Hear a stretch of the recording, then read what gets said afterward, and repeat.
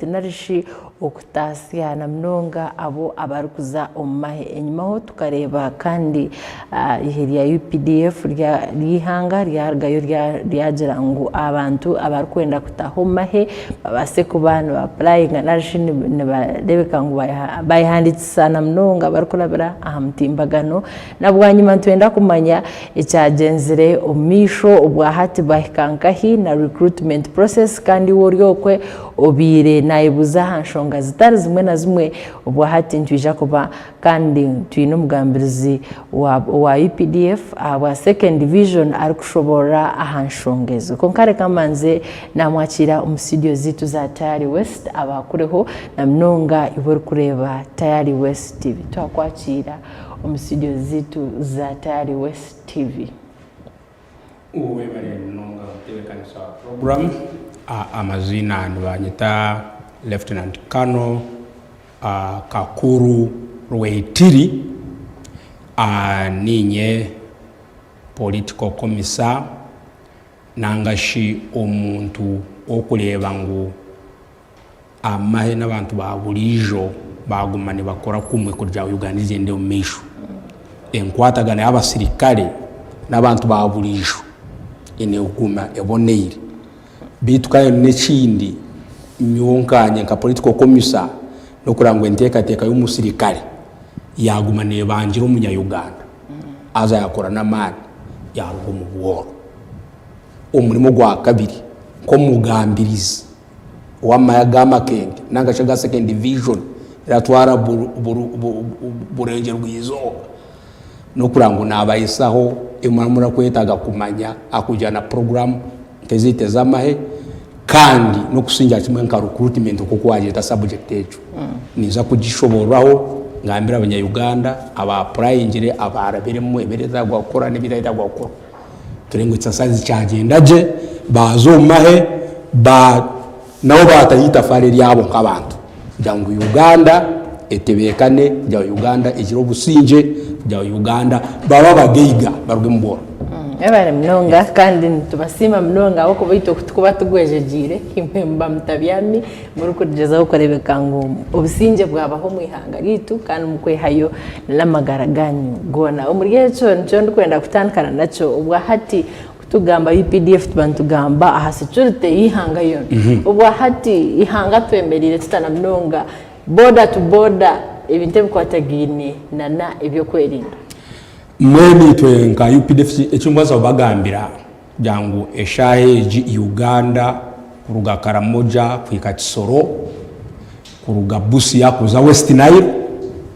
kwihe 2015 mwezo 12 nibwe twabinga kwenye kuruga mu Uganda aza kwihobo Uganda yatebekana neshaheji umuranga imwe abanya-Uganda bakundeba mukole na mani muruge mu bworo akwa ni mission ya NRM mission ya UPDF bujya umunya-Uganda ari wena kusinga ati mukunde bano mpurikiza mukole mukoze so businje obusinje wo muri mwobu obwa NRM obwe banje wo UPDF bujya muruge mu bworo mubabagega niyo mission eminyeto umujezo muteke babani muruge muzano eminyeto barwe muzano bakore bakoze so businje baruge mu bworo kwe 2016 obo twabinga kwenye kuruga ngaye no than Uganda that was in December 206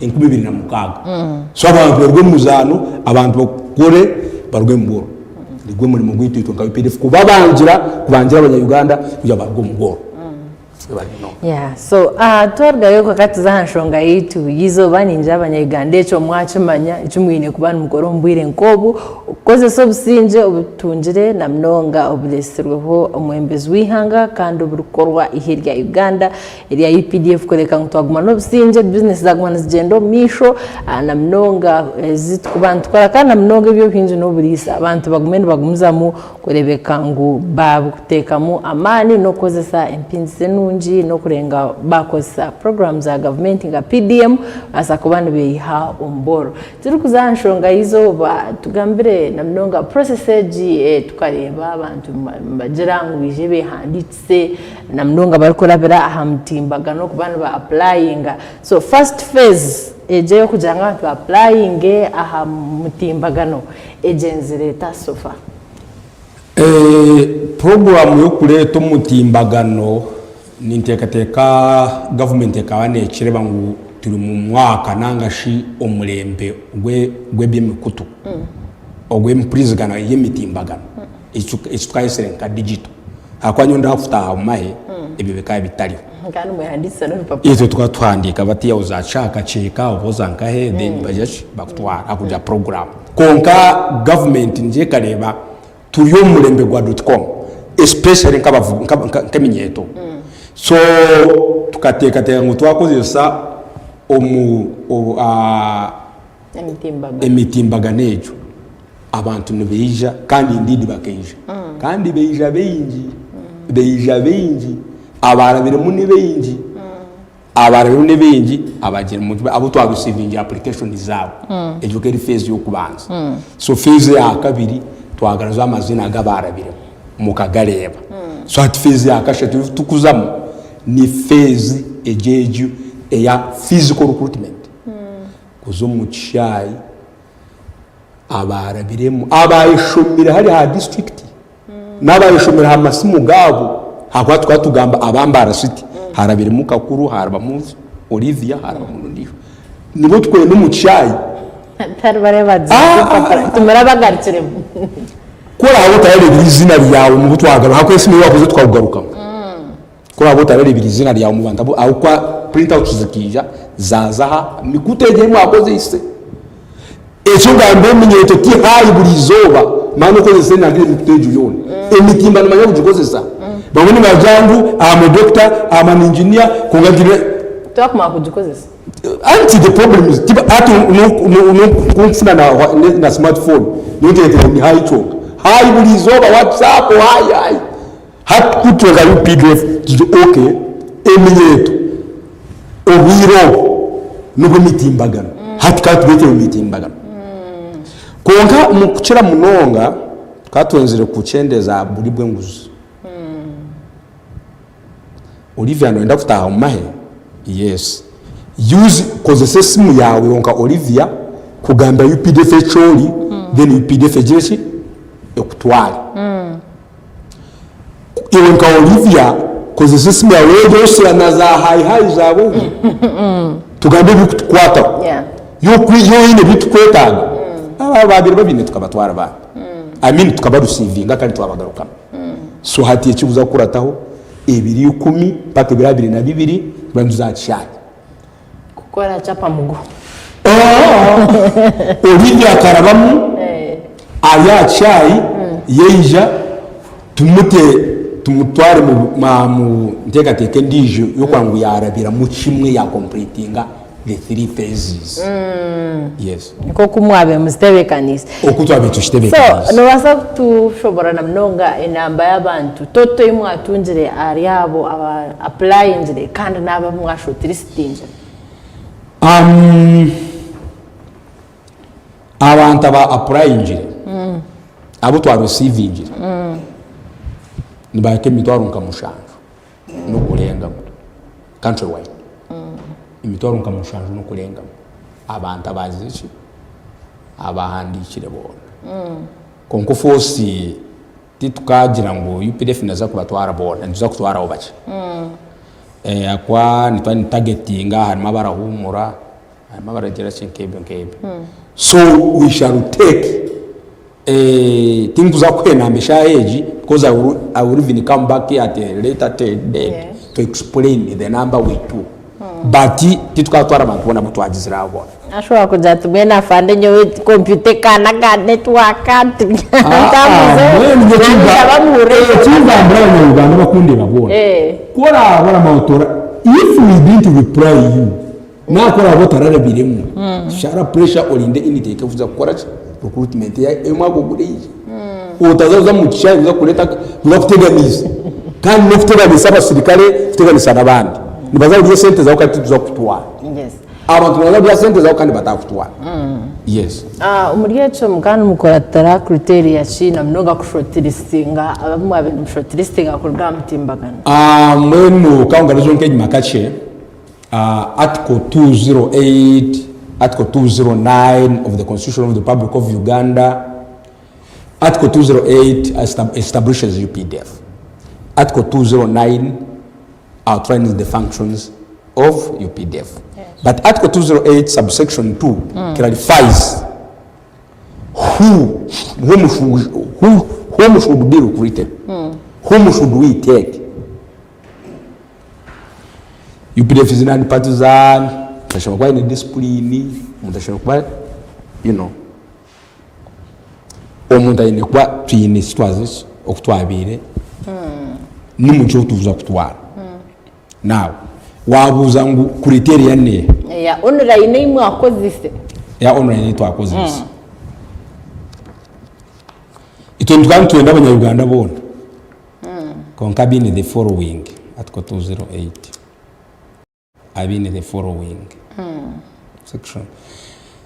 The Uganda Police Forces shall be non-partisan, national in character, patriotic, professional, disciplined, productive, and subordinate to civilian authority. So tukani twenda abantu abashomeri, abanta abine mico mirungi, kandi abanya-Uganda, abashomeri abine mico mirungi, kandi abanya-Uganda, hamwe n'ibindi bice bice. muri ejo nenda nko kuna kushoborera ro mutari yoko naja taza nanye nkama apranye nkatubanyita ninshobiki ezabamwe bakoze zo kugira ngo umuntu kuyakuba ine chance yo kugira ngo next year muri recruitment abase kubanazereza nawe to kambanya funo mugisha go kubashobora challenge y'abantu babire y'imfutekate yabo bakabona bamwe bakabatine network abambi abantu bakabatine net some other places bashanga tutine network hitu kubera hataro network so nkabenda tero muranga ngo next time ko kufuna advertisement engage upidefenda kutasa abantu mai yonazo kozanga cafe yota kutrusting esimu yawe otakutrusting network kozesa cafe so nintekateka abantu baribwine network is yarama that's I think that's the biggest challenge. However many people entered abantu bakakozesa enangere mitimbaganyejo kandi barawo munonga konka nababire bine network so next time kora buri munyeto otarare biremu nimfitiye umuranga next time nankeji advert ko kwija zanko mu mbararonda kafahe then ba obeshwa ngo abana byagenda kandi warese munako kokoreza message amitimbaganyejo nekwereka ngo message sent ubanzore bako then ulinda feedback and many people were replied so hatikatuza muntu owatunjire message hatariyo naija kwija physical recruitment. Okay, so many koradoa wine message ntuzo mu chai hati twaza kachiye kama yate chai kwihebiri 10 pake birabiri ne abibiri omwezo gwa munana nzo kwa niturukurutinga mwihangari yona physical muchai na oleta gwa kwijana shi nota kujana na application yawe okwabitira mutimbagano buli application yawe wahandishire okubi app yanje kuri hati tulenda hard copies kuzireba waje najere shares kutora no it's not an AP so handwritten application addressed nangashi ohandikire mukama oyitu orinja okora kwana muntu kashumani resource not CDF Ajantu mwana kwandikira CDF cyo mukama CDF nawe nabarakora nabo bakuyamba mirimo yeyi I know everyone don't want to write CDF direct but is busy and I mean bamutera bo kujya bamuyamba kujya mirimo yesigari eri smart so application yawe noba ujihandishire joint staff human resource management joint staff human resource management then ekintu atuletagwa ushobora kuba ine recommendation kurugwa LC1 up to DISO up to GISO abona first through LC3 abona bine kuba bakutereraho cyo umukono namba no kugaruka mibi warebe twagugaruka mu hamutimbagano tukabanza twaba satisfied kuri ibyo wayo nibyo tukwenda recommendation LC1 LC3 and GISO/DISO ahandi written yawe hamwe mu mikono ejo yo ubushwani bushatu karate passport photographs ubushwani bushatu buri karate then original identity card no kimenye kumanyisa iwa hiro munira iba kuhira utakodizemo wayo mutoka araba then nimpapura zawe ezo bwegese okashomachi ecyo watire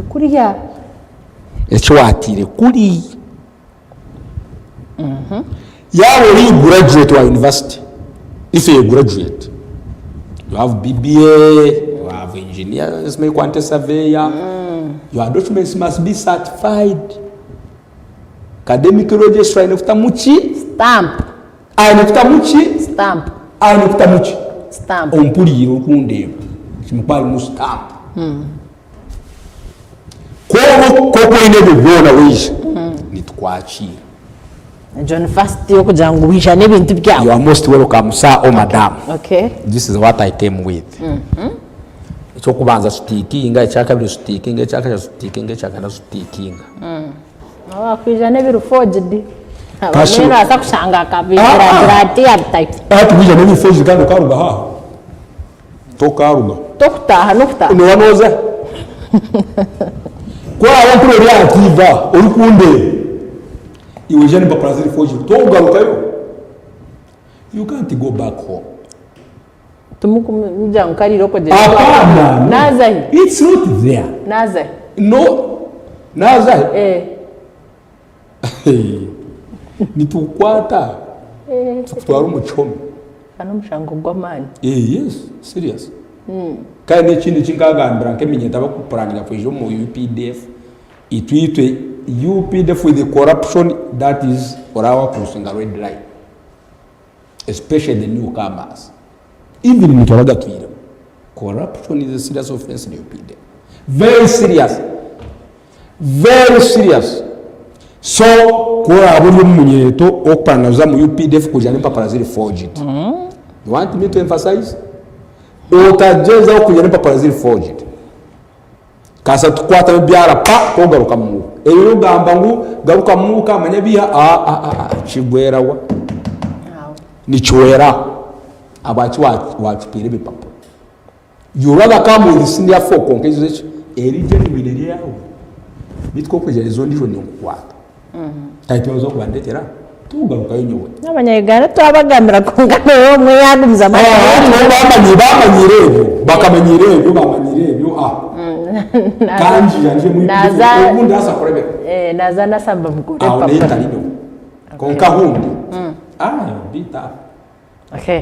Targa papara hati. Twaheza first. Okay. Welcome. So abakumara kora mutwamara bamara mamara kutwe papura so kumamara kutwe papura haraho medical team and other stakeholders harabo kubirukanza harabo koze civil society abo kugira ki then mamara mu medical team ni ku testing achi ni barunda chabe abachawo wini pressure wini sukari wini sirimu wini hepatitis B and a host of these other diseases nitutwara bahurire abatarwaye. That is UP. Defamation igakoraje ameno garije hadi wini mebyasha don't waste your time tumukutwara we byasha turamutaye kana naza kwikransa papa yini byasha tajeza don't waste time na no wirishora umwe atajeza ubwo no kumukwata So after medical check-up nabwa nyuma tuje kubanjuza aryo. So twamara medical check-up ubwo twasuminga ngo waraba emitendera yo ni papara zirije wirukanga wakora exercise push ups 3.5 km run sit ups ebyo na wabitereza waraba.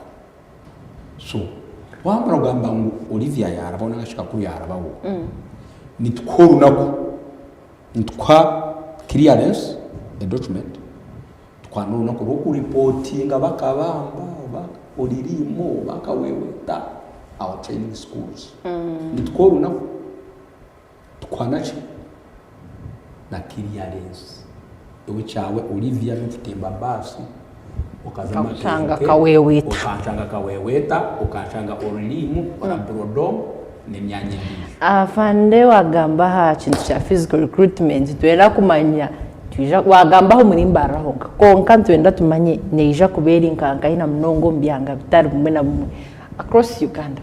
Okay, so mwenu ati nyonkwa bulenje rwizo ito recruitment team itaza kubera recruitment team 9 zawa n'izindi Northern Uganda zo ni timu zezindi sitwe ni timu 9. Yes, so timu 9 nejo kaunga wano ende byanga n'urunako kugira ngo owisinzira amanyete birebi yo washema wa bushenyi na wamanyate birebi nubwo turabe ntuza recruitment. So kanta nke n'abanyakabari abanyakabari ono 10th August, that's day 1 nitu kwenda kubanza that will be Kabale, Ruchiga, Rubanda out turi ha Kabale mutawo nagamba district headquarter ni maisa kumuchayi nanga emyanya yoni myango yetorwire cha yetorwire district. So ebiro 10 okwa munana ezani urubinga ezo tebira mukaga. So abanyakabale abanyaruchiga abanyarubanda korabe warabire mu rukundeba tuza kwego umuchayi nanga shi Kabale mutawo akwatirana ndi abatiro Kabale district headquarter konka force twa manyire exactly ngo bese nchakora muchayi nanga shimakanga yuko abo naba Kabale, Ruchiga na Rubanda tikwe ejo tushabatiriye. Yes, unako wakabiri wa recruitment iwe nka timu 9 abara twara oburenje bizo unako wakabiri tuyakwa turakwata batso that will be so day 3 will be Ntungam.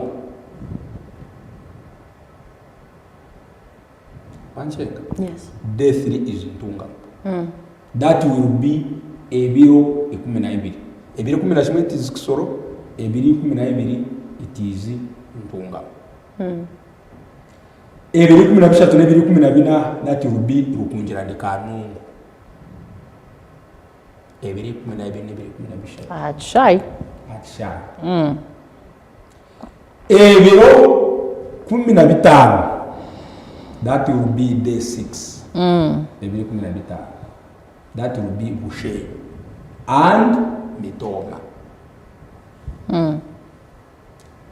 Day 7 will be Buhweju, Rubirizi, Shema. Abalija Bushe nyinabo. Yes, I find. Day 8 level 15. Turi kasheka. Abambara stay abambara rwampara ebiri 15 turiya. Kacheka stadium. 15. Yes, I find. Ejo ni Mbara City, Mbara district and Rwampara district. Kacheka jani papura zona buri kimwe cyo 2018 nabo turi Afrika cyeka turakwata bibanda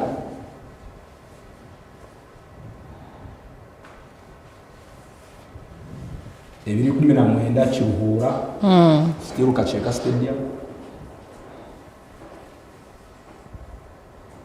ibirabiri na kimwe ebiri 2021 abisingiro nabwe Kacheka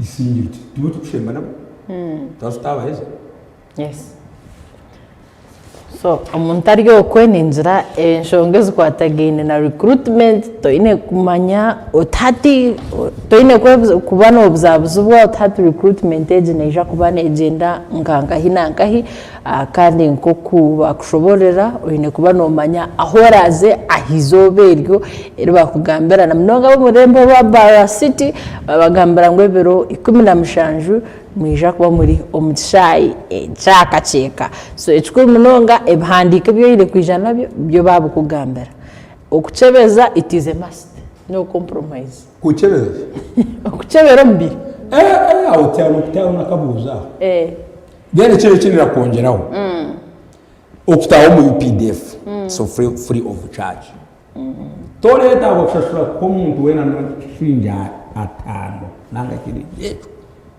abani nkumanya kutaho mu UPDF is free of charge I want to be clear on that ukora abana ngo okaka kuri mitwaro yawe abiri emitwaro yawe atano akakade na torarebekire a list no really a list it's not a must that because you were get fail ebyo zokaja nkaka kuri million yanjemwe and I'm appearing on the list therefore you not run that's your business buri omwine kwiruka buri omwine kwiruka no jatamisho ganje ngahweza akache just nyena mandebe ndabe taumba uzo kurya karoti wa mafuza hagamisho gamara futera yikamba so UPDF I want involved in show gugana abantu UPDF te kucharge ngo muntu wena umuntu kutaho mu UPDF ba kandi zo kujumirira abakozesa mu offices gabo kwiba abantu akwa abana mwena musha mwana ari kwenda wajati my dream has been joining UPDF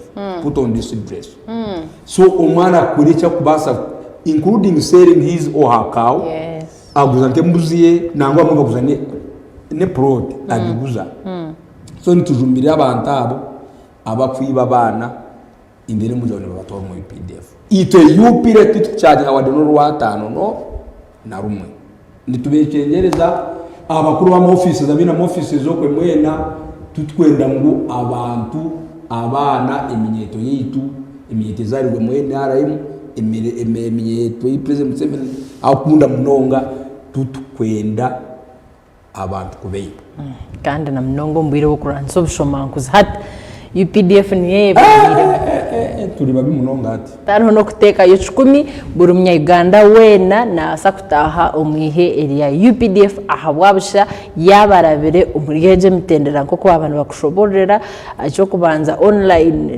recruitment yabireho okashoti listing abakuteka list kandi nekindi wija physical recruitment okaboine papara byawe bishire exercise okajara bamuje bakakushebera akashanga amagaraga gari kurunji oshemerire kuba kandi nutaha UPDF atari kushabwa akasente kona abwenshonga yo bwirobo bwa hatereka tuzokace omukahumuro twijagara kane bindi bingi utakarga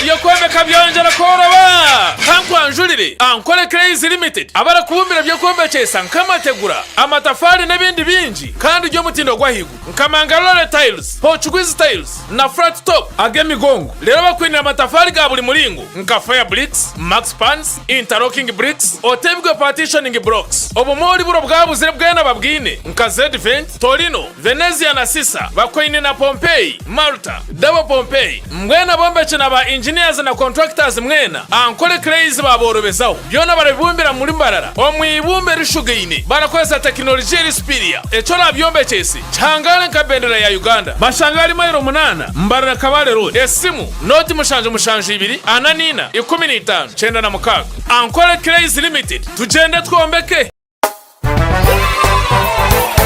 It's happy time, Chomelo. Bathing time, Chomelo. Bulira bulungi, I feel so nice. Sing cho cho cho cho, Chomelo. Again cho cho cho cho, Chomelo. Ono ye chogero waffe kafulumu kujjanja bendwadde ez'ensusu zonna mu bato n'abakulu gamba ng'embalabe obuwere ebiguuna kyogero habo soap ne kyogero habo jerry biri mu sayizi ez'enjawulo ennene n'entono bisangibwa mu maduuka gonna mu ggwanga kyogero ly'essuubi ly'ensusu zaffe.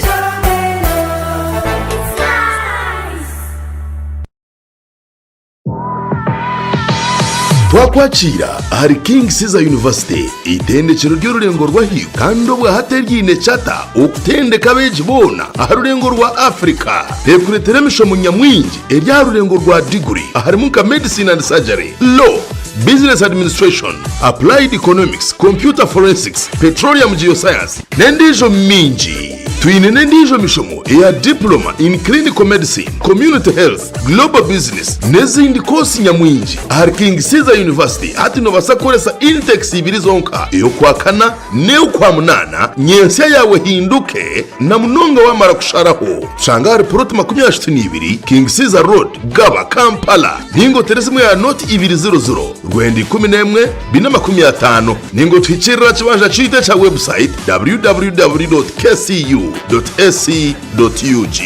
King Caesar University, igniting the future. In the neighborhood, near stagnant water and mosquito breeding sites, malaria lurks, always waiting to strike. But fear not, for here comes Mr. Vaxa, the ultimate protector against malaria. For years, malaria has been one of the biggest threats to children under 5, making them weak and even putting their lives at risk. But now, the government is introducing a new solution, the malaria vaccine. The malaria vaccine is now in the routine immunization schedule. The malaria vaccine is administered in 4 doses at 6 months, 7 months, 8 months, and 18 months. This vaccine will provide extra protection against severe malaria. And don't forget, routine immunization protects children from many deadly diseases. Every vaccine matters. Visit the nearest health facility for routine immunization services today. Mr. Vaxa, the malaria vaccine is free, safe, and ready to protect our children. Will you join the fight and complete all 4 doses? For more information, call the Ministry of Health on 0800-100-066. This message is brought to you by the Ministry of Health. Nitukwanjulira Mbarara Institute of Health Sciences and Management ishomero lyonka erikyasingireyo okugunjura abashaho hamwe n'abazarisa aha rurengo rwa certificate na diploma omu diploma in medical laboratory technology, diploma in medical records and health informatics, diploma in pharmacy. Lero bagaruka bashomesa certificate na diploma in nursing and midwifery. Ishomereri erine medical laboratory erime byoma nibereba ko muntu eyo murembe kompyuta z'ekika cy'ahiguru kandi eby'emizano bakabiteka amamanika kandi ishomereri rahamibwe ministry ey'ubwegesi na ministry of health kandi bine bus rugogoma eyokutambuza abeji ebyombeko eby'omurembe hamwe n'omwanya rugogoma gwo kushomeramu ebitabo ogurukorebeka kurungi nirishangwa hangudo nyegendwa eyambarara isingiro odakakiro mutahuni ya Kaberebe okumanya biri kukiraho note mushanju 2 nkaga na mushanju 32 Nkaganemu. Mbarara Institute of Health Sciences and Management. We strive for quality health. abakazi n'abishiki toilets n'ebisheshero ebirikwejunisibwa abantu bingi nitubyejunisa burizo konka obukoko burikurwaza obubirimu nibuta amagara gawe omu kabi. Honeypot Herbal Gentle Wash nicyo kintu ky'okwereberera omu bicweka byaitu by'ekihama ekikirizibwa abashaho b'amagara neekorwa White Mark Cosmetics okurwanisa n'okukingira infections kuruga omu myanya erikwejunisibwa bingi. Honeypot ni kakye okuza omu nshaho yawe y'omu ngaro kiine amaani g'okukurinda kagezesibwe kandi katongozibwa National Drug Authority. Guma nako burijo aha murumo omu katare n'ahanjeno yetungire Honeypot omuri pharmacy n'edduka y'emibazi hono mu Uganda omuri Mbarara Kashanje omu mataji gona aga Ankole Pharmacy.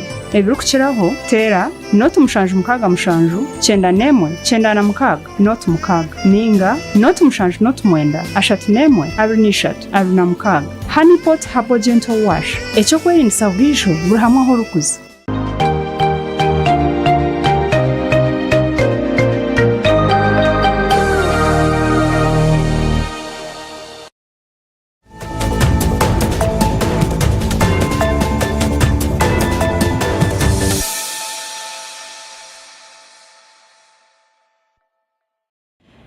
Mtahi witu kurukayo omukahumurako kandi obwahati turi mu program tusheshure mukashashereche akati gabagomwe wahati turi omushaha izo kuhendera konke chukuru munonga to abantu gamba ahabukwatagine na recruitment nasho kutasia omahe aba iheria Uganda People's Defence Forces kandi studio zitu twine mu Lieutenant Kano Kakuru Ritiri kandi nomugambirizi wenkambi eyamahe eya kabiri aha Uganda People's Defence Forces narishi 2nd Division wahati notu yontuganye nawe na mnonga bukwatagine no kutasi abantu mahe na mnongo mu ruburenje bwizobe kina kwata nabahabita bambara ngo 2017 Mbara City Mbara District Rurampara ichoro cyanyu ne 2017 ahachayika chika so go wena wakubakanda apyarinjira short list na shiri stage shahwire arebe cyengu kandi berebe tubyamara baho konkana zin districts nkisinjiro churuhura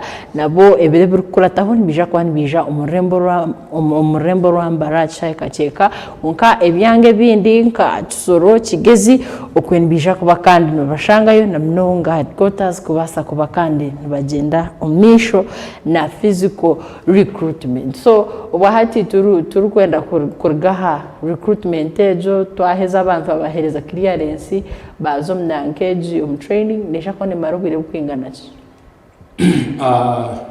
ati Uganda ishitwetaga twetaga askare batendekire weje so akwa emirimo UPDF rakora eretaga umuskare haina mani kandi mutakubetegereza so nijane baza kutwara imyezi kamwenda garuka yuko 9 months and above yes ati nyo umuntu waburijo njatari yonka visiting de ndasa ku visiting umuntu wanje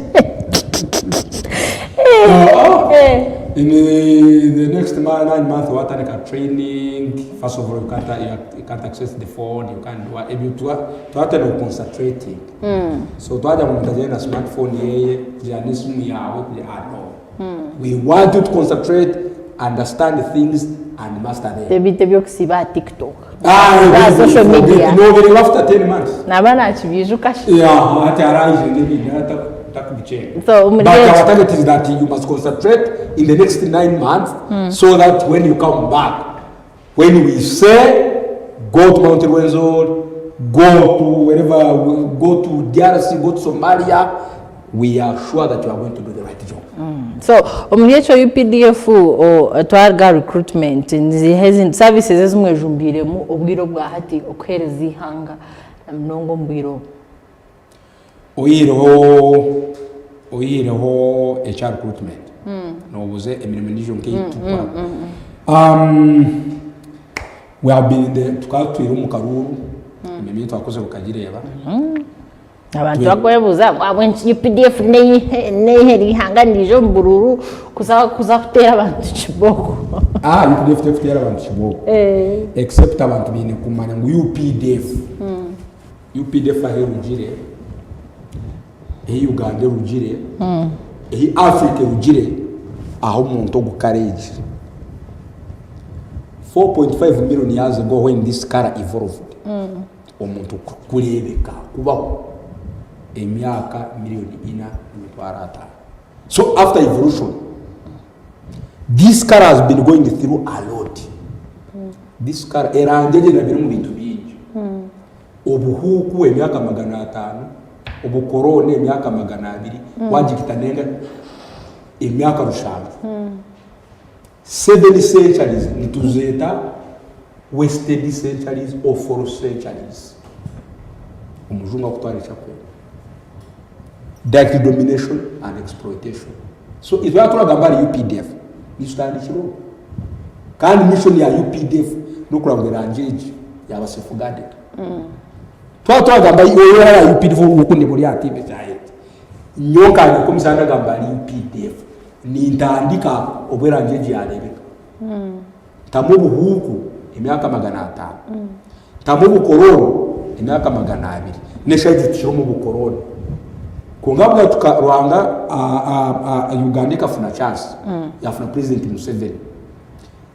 Abanya-Uganda baziro gusinje emyaka 20. Hati aturaga obusinje niko muchetegereza bati. Olivia Okazago. Your parents mwatu mwenu ugabo minyetini. Olio minyeto ozeirwe waza municipal national za Uganda matazi washoma wamara primary wamara form 6 na recha mukaga waza university na ono muri matari wafu nango na family regime uninterrupted obwe no Museveni twaturaga mu businge litugamba Olivia kuzarwa uninterrupted life kugenderi straight. So wanonguzoti apart from ebebe bya recruitment ebindi nitukora kuberera abanya-Uganda kubabangira gukora namani baka kumugoro nakwezi zambo cyakabaka wira kairo siwanu aka president akawira kayinara Africa yerugire Uganda yerugire itwekera ku defining aka UPDF kuberera weranjeje that's what defines UPDF. You want to UPDF to rage olibera anjeje omengu tawo mutoko ebera anjeje because the anjeje is superior in all races. This is a superior race. Ndio tuatanishe kuandika no kubara. Ndio tuatanishe buchimucho. Ndio tuatanishe muri tokuchimanya. Na no kukore ebyoma. Ndio tuatanishe munjere yitu. Ebintu nibi twasa uganira. Konga wambuza UPDF muri mugwayo ni tandikira nkaye. Back then 4.5 million years ago after evolution of man. Nemyaka ya Africa yarabiri. Kurwana twafuna goals of independence. And goals of independence gazi yetu ina goal yokubaza yoko nubutejeje Abafrika ujura kubaba gate prosperity of Africans ya kabiri unity ya Africa ya kashatu strategic security ya kana promotion and preservation of cultural heritage and identity. Those are the 4 goals of independence. So it na program za in age. We are answering the 4 goals of independence, the objectives of independence. So when people like Kwame Nkrumah were saying Ghana becoming independent when the rest of Africa is under domination, it is useless. That was Kwame Nkrumah by that time.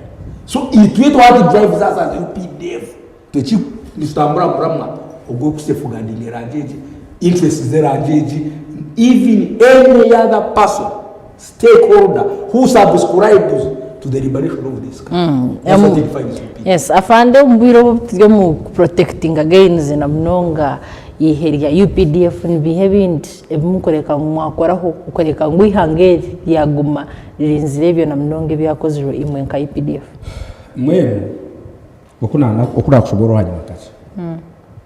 UPDF nitukore imirimo mingi mnonga. Werecho busige buna Uganda. Yes. Tukaza mu production tukore ibintu bingi munonge byo kumanya amizi embundu amasasi ebyo nabimanye eshaje government imwe ka government ya NRM itukubanje to ka UPDF ati na mabasa mu mukoro konka ibyo byona nibiretwache the 4 identical principles of NRM is guiding the government age is our 10 point program 10-point program and give them 4 goals of independence. 4 goals of independence that came as a result of the experience this Karawin thing. So we need to turabanja for ideological principles. Patriotism, democracy, socio-economic transformation, and Pan-Africanism. Yeah. So umuryecho twagamba recruitment na nobuhereza umwize nobuhereza kandi tumangu abantu kuba kweza bagaruka baza retirement mwine entebe kanisa retirement mwine na mnongo mwakoko ya nkebi bitinye sakare ubanku inviting abandi kiriza batinga abantu takunda kureta receive my invitation. Yes. Nenda ngo Olivia with your team muyo zo kusheneza barumuna bitu nabanyanya zabaza kuhumura yesakare turi mukuru muhango anange makenge baraki nije mu batera ibishwani muganiro nabo abakozire imyaka mingi ababerire hihange aba Pacific fayire Africa bagire Somalia baza Congo baza Sudan baza buri hamwe for the sake of Africa, for the sake of this car okuna nakusoborolire so veterans baza kwani bata kandi muri mutaza kwebuza tikani mwenu nitukurutinga ku pressinga abafuta nshwa yeah. We recruit to replace the old. But tomorrow you are invited. Come and we enjoy. We shall be sending off our people. I'm sure you'll enjoy. Yes, I will be there. Kandi afande wiro ubuna kutureba hatayari West muchirizeho kace tubanze tubatware umuri isinjiro ubwahati honorable minister Barambara Gahara wa minister wa government zebyanga ihureriye yiwagambaho iyo kuranzo bishomankuzi ariyo nagumuza mu misho okutambara na mnonga omwihangeri kutayira government zebyanga okureba enshonga zebyo buhereza uhubu kugenda okwantu bari kosaga offices za government na mnonga esente zo mhiwo mushoro kurebeka ngo yatunga ibyo bihereza izoba nakubari yo muri isinjiro kandi omushachi witu Job Kato yashire omuri isinjiro ntwenda abena tusyaho na mnonga ecuri omisho omuri isinjiro ntamya abantu bisinjiro bamutebe bamurinzire kandi bagize ngo hati ituye tumutegereze Job Kato ngundi Job Kato kandi nkora urugendo rwitu rwo kurambara okwesente yo muhiwo mushoro eriyo nekora omuyihanga riyo na urugendo misho kandi izobere turiyo mu district ya Isinjiro nagarraho nyuma kace minister wa local government national minister wa government zebyanga atwire omucwekeki ari kurambara kandi ari kucondoza abantu kubakozesa sente zo ahansi ya ekigambo cya kugira ngo let us expose the corrupt mbone rizoba naza kutambura mu district ya Isinjiro ari kurambara kandi ari kucondoza makuru no kugira ngo nahurira naza kuzakabu yanda ntarabanze kugeraho urukiko nabibembeze ndi Job Kato kandi twenda tuganiro nabamwe abataka naca abantu bari mu district y'Isinjiro ko kurebe nyuma yanje warebe kitoke na ha round about no mangu twagitaha mu district ya kabiri ijo aha rwa kabiri akabanza mu district ya Mbara City kandi ahiturebere abantu bari ku 15 yaba interdictingire bebe mbirwe town kraka wa Mbara City na no muhwezuwe na no wa approachment abashatu bakagenderaho 15 bona bakwatwa na babiri abarjiro mu Mbara bakatunga mirimo mu districts ezaherunka Ntoroko hamwe na Fotopoto minister Karagira office ya State House and Corruption Court okugira ngo zayo ebacondoze kandi enshonge ziriyo zigenda omisho akaraganisaho eco busasi abantu aba Major Victor Bwana roda bashobozi bemba aho abatungireho umurro gwayo kize ebintu byabo kugira ngo nazagamba na president kugira ngo akasente ka PDM bakatungira bomwe bakasasirwe kandi nazagamba na prime minister kugira ngo sente ari barebe ngo office ye ebirukangire turiyo muri Isinjiro hariho abantu bari aho twenda hartayirwa ba minister wa local government bakuteka bari kureba nane bari kwenda ngo bikorwe omucoke kitakwakira sebo turi ahatayari West minister wa local government honorable minister Barambara Gahara ariyo naje mu cika cyanyu Erizoba ramuse bakuterebo tugambire ntekateka ya abakundeba nabampurikize amazina ni banyita Maganya Jafesi ndio wa boda boda ni kora stage ya Salama mwenu honorable minister Baram ayebare kwiza mwenu wiza nkarahanga abo kuba twawo twine nyine songa ibiri ezirinzi integanisa kandi nzinteganisa kazi kuteganisa nyabonye nkazi teganisa nabantu bingi twineho tukatineho chairman witu wa boda boda wa district yona kiyahereze hizataha mu mucankaranyo iza ya biza bamuhamba kibamuhambire ubwo wamuhambire ti wa boda boda mbamwita Peterson Twase ari wa hadena akorera aha inyuma ha ati kiyaherize kumuhamba twiza twagira mu butishirizana twatere miranga twazomba mba minister wa merama twazomba MPB tubaruteraho insonga zare mu musati ngumanya iki yakoze umusaha yiza yagira ngo naza ko senanke gikadi zo kuzwarumbise ngo buri kadi ne yagumwe nibiri kandi tukumenya kadi ne kumisa tisa kadi zo zukweba ba boda bona muri sinje aba boda bona konki iki kuteganisa weti wa boda biza batwereza kasente nkazo mu office yitu ya boda mbageta union kibatwira kasente honorable minister wa merama yatwereza miliyoni ina kiyatire miliyoni ina zazamu abandi n'abandi babiri besimbire biza batwereza kasente kitu kazamu tukareba kasente kitu ayikakuze wahurira mbone je sha amazima honorable minister wizira kunuya mbone utakwesengeza n'amazini mbasaga simba izo tuyambire Peterson Twase yatumara waturire tutacene na kitezo kuzwara atumazireho mbone nabesengereza nakwesengereza mbone ukora ikari yabiri eje nsonga nani sabo gitware mu nkensonga mpango munonga abukwa nendumya munonga eje nsonga ya ne yukubanza tene ya kabiri okumanyangu ari okumanyangu kuno yari yabasuma okumanyangu ari yaki abasuma eje saba kwata honorable minister Baram bamwihari yabire na district bamtwara kabuyando mucucu nogira ngo bachi bamtwara naza kwetorora district yona kwara cyo munaza kutandikira aha ayetorore byanga byona ninjira ngo nayo ko hari yo program yo kugira ngo aze yarambare cyargira kugira ngo bamtwara hari yabi echarete cyo ngo bamtwara kabuyanda bamanya ngo naza kwiza kuba kwata ubushomo baturene bwiba uruguto ruko bazandurwa urugutoru bakarukora mazuma araba hose no turaka karaba wete yekire ukora sinegumane kokoka mbonto nsabana izi narwa izaru ramburi wahura twina ba PDM bo baturire akasente bakabamaze kwe maze kwereza sente bakuye hose kwe maze kwereza sente miliyoni ya sente bakutema mu mitwari 5 abandi ngo batema mu mitwari 10 mbonto nsaba maze mubona minister Baram yayikiro maze atuyamba twatera basuma barimu binja uko n'ubuzuruzi tubwine basuma tubwine batiyambe mwe bari munonga ogwe nagamba hanshonga ezi yagamba hibiru kugira ngo chairman wabo wa boda umurisingiro akija yakwatwa yahambwa kandi aha tkurebera hashaheji bareno bagira ngo nibenda ngo abayambe kanana oruguto rutwemero rukutora aha ngo mara muyajya ngusino traka zitambura ho kuvi yagamba na hanshonga ya PDM ushe mutakwakira turi atayari west amazina niraka ni Vincent Nwagaba abingi nibamanya nkakomboze nugwo mu rumo gwanje gukora no gwa boda so nikore sizina rya komboze itwe nangwa turi abahagize ba movement enkomba kandi tsima president Museveni abo byatukorire ne byakutukorera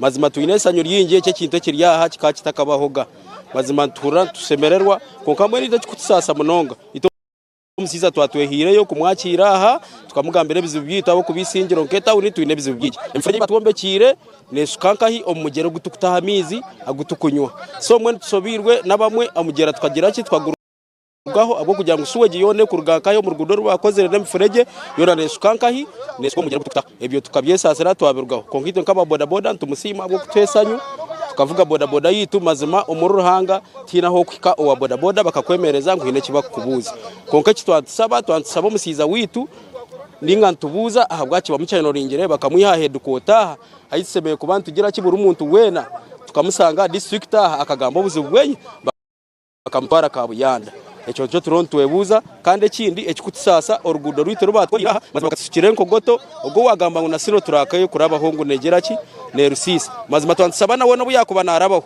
ahikebo na motoka yeye ayetorore muninga asibe ahindukireho akore yutani deni agarika arebe nyima ayarga arebo orugudo rwona ndunyara oyiro mazima turugudo bo bakatwiba konkitwe ebyo twina obusoborezi bwabyo dene kire kikusasa munonganya wenko mvugi wa boda ekyamuheru nyonyo no mucyara wanje nakora umudara gwakatari abira ryenyimoku arukora tukora tukutero bina bwitu tukusomesa abana bitu konko mazima bakakera karebiza batwenda batuyayo batwaroko ruguru bateko mukatara kasya akatara kasya ko batira mu twina yo na myanya twina ki akatare twena twizwire so mbweno no mucyara hatahindi gambero mu mazima gahuriro mu dine yindi kusaba aryo mu customer tayine mu mugona so nasigarana waga Vincent Kombozi konkatwa nsaba mazima minister ayemere hari yabera hano baraba mutwara tugambeho nawe nkabataka Bisingiro Town Council. babari munonga Vincent enshonga wazuhurira ezabataka baragambaho aha kutaya kwa minister ebyakubasa kutahamani no kubirkanjira nyenda kumanyisa ngweje ni district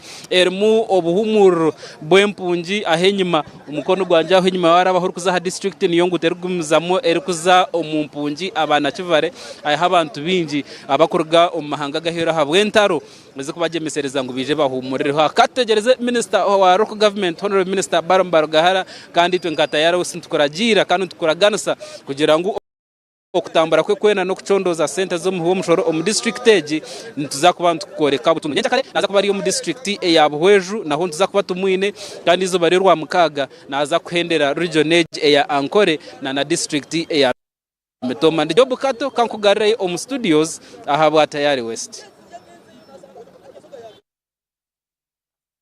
uko abantu bisinjiro bo bategerize baramu kandi kuko bagambira enshonga zabo bone benda abarabemu abashike bamugambire ko nyine ebiru kushasha umuntu wabutosha nkatari west nsakwantu gumiza mukusyaho orutayayo arwa honorable minister Barambaro Gahara omuri sinjiro namnonga arukushijuma emkose ya offices z'abantu batabamwe na bamwe aba local government na nebyo buhereza ukubiri omucyangechi echa isinjiro hamwe no kuganiraho na nabantu babutosha batari bamwe na bamwe twagaruka kuno yo mu studio zitu twaturi ahanshonga yo kugamba na mnonga kwatagena recruitment konka enshonga ya corruption ko kutwagamba honorable minister Barambaro Gahara ari yahuru yo kuranza corruption arafande niyo no kigambaho ngwenshonga ya corruption Uganda People's Defense Forces neshonga y'umutakubasa kwitera risho nakace imwe shonga yo kugira ngo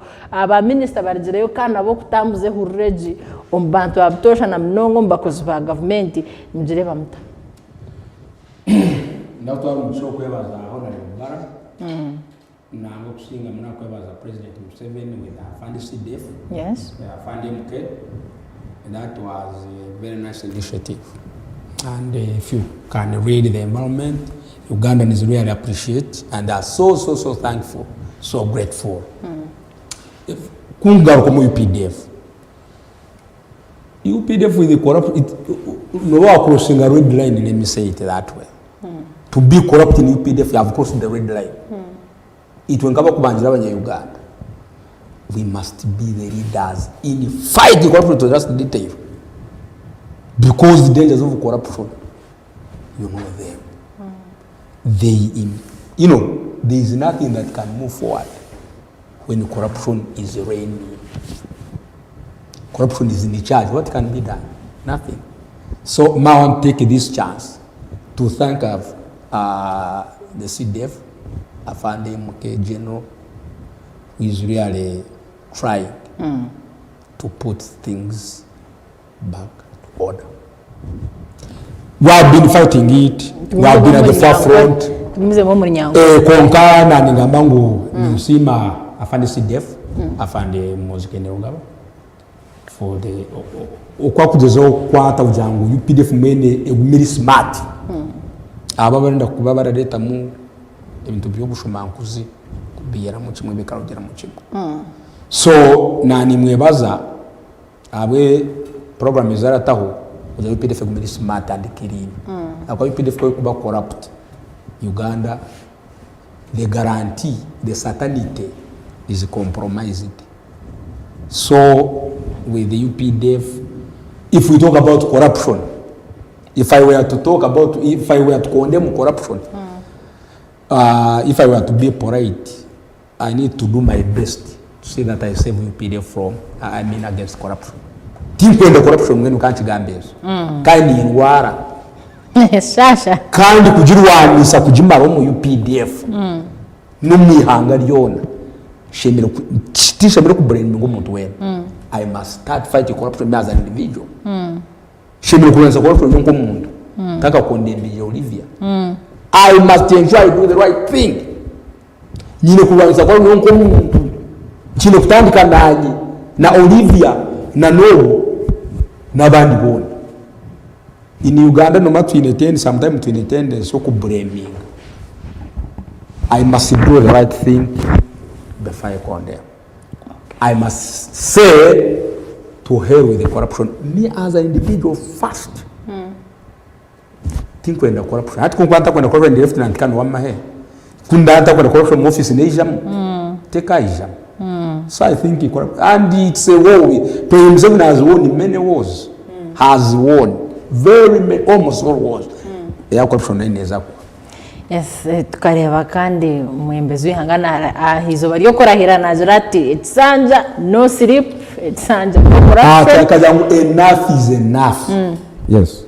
So wabari mnonga wabatwine kandi kurga ahito atanjira mukashonshore kitu akatiga bagomwe kandi twabatwine omugambizi wiheria Uganda People's Defence Forces wenkambi kabiri second division kandi turugamba ahanshonga yabo abarukuza kutahibwo mahe kandi mnonga bakweta physical recruitment abantu mwena kampa myongna mnonga abagira rukarana short list ekwatagine nabo abarukuza kwija physical recruitment mwamanye bero ebimusheme kubana mugenda mukandi nahi musheme kubana muzanya bina kwata munabambare biri 17 ashaye kaceka yijane bihandiko byawe kandi obase kuba niyo noceberwa kandi kugira ngo base kuba niwe no basa kutunga umugisha gwo kuhereza ihanga ryawe turukusibura afande urukusibura murebi wa tayari west ombigambo bice mnonga tukegita batahi bitu abari studios ezabugoro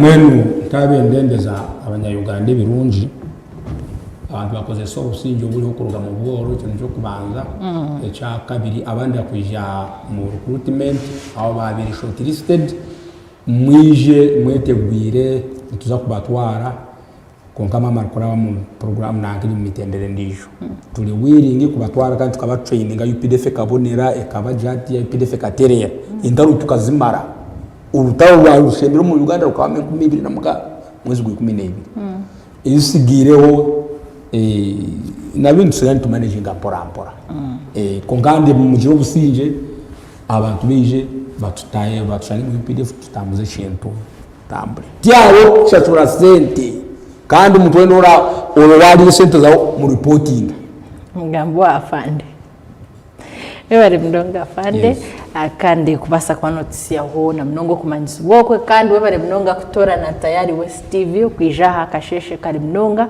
ukabasa kubaka no kusa mutogu kusiana mnonga aha murebi wa tayari West China kuba namanya ubiro burukura tashaza urukura taho ntuza kwantu kusia ho batahi bit kurgabu gorobi obwahati mtahi wit market ogorona Jacques Nagambo na Honorable Dr. Engineer John Bosco Koi Karisa kandi ognomnyishenjero aha bwabuhweju West County awa eshaheji nyewe Olivia Kamsime oitsirize mkusibura hamkwendeze izoba runjika no kuraganza unja kwantu kusiaho ebiru kugenda misho omurisinjiro na mnonga urutaya yoro Honorable Minister Barambargahara Minister Government zebyanga kubasa kubana shujuma na mnonge byo buhereza omuri isinjiro district reka nkusijire Mark Itogoro akugumizemo omisho mnonga kubatwara mu cyishicwe kije cyabanza hata na nyoka nyongereyo mpendere na nashahi nazenyini iwari natureba yebare kuba murebe murungi wa tayari West TV